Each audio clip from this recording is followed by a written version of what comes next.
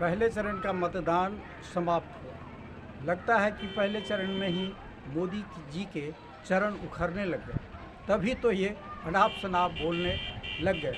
अब इनके भाषण में वो बातें नहीं रही, अब वो नए जुमले फिर से तलाश रहे हैं और वही पुरानी राग मंदिर, मस्जिद, हिंदू, मुसलमान आदि पे अटका हुआ है। इनके साथ कोई नई योजना नहीं है।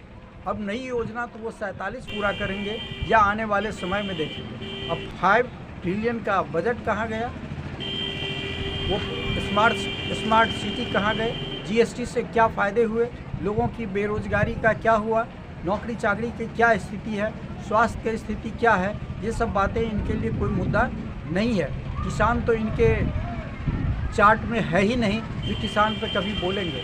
कुल मिला के स्थिति यही है कि देश की जो हालात है, जो स्थिति है, उस पर तो ये बोलते नहीं। बोलेंगे किस पे? जिससे ध्रुवीकरण हो, जिससे वोटों का पोलराइजेशन हो और हिंदू मुसलमान हो, दंगा भर के कुछ उल्टा सीधा हो और फिर लोग इनको वोट दे दें। तो जनता अब इतनी बेवकूफ़ नहीं है जो बार बार इनको सत्ता में वापस लाएंगे। जनता अब समझदार हो गई है और वो समझ रही है कि इनके पास कोई योजना नहीं है। ये सिर्फ 10 साल का समय बरगलाते रहा और पब्लिक को बेवकूफ़ बनाते रहा। इनके पास कोई योजना नहीं है। कुल मिलाकर स्थिति यह है कि लोग अब इनसे कतराने लगे हैं। इनके भाषणों में भीड़ कम होने लग गया है और कई जगह तो यह भी देखा गया है कि इनके कैंडिडेट के सामने ही लोग दरवाजे बंद कर लेते हैं। और उत्तर प्रदेश में तो इनके नेता के लिए संजय निषाद के साथ तो हाथापाई की नौबत आ गई। मतलब कुल मिला के हर जगह स्थिति यही है। इसलिए ये अब तरह तरह के आरोप लगा रहे हैं और जनता इनकी चालों को अच्छी तरह समझ गया है।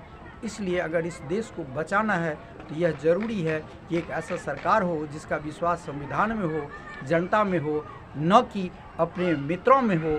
वह जनता के लिए काम करे, न कि मित्रों के लिए काम करे। वो देश में सबका विकास करे, न किसी एक दो का ही विकास करे। वह स्वार्थी ना हो, वह जनता के बीच का हो, वह जनता से जुड़ना चाहता हो, वह किसानों के प्रति हमदर्दी रखता हो। वैसी नेता की हमें ज़रूरत है और इंतज़ार करेंगे एक ऐसे व्यक्ति का जो हमारा सही नेतृत्व करे।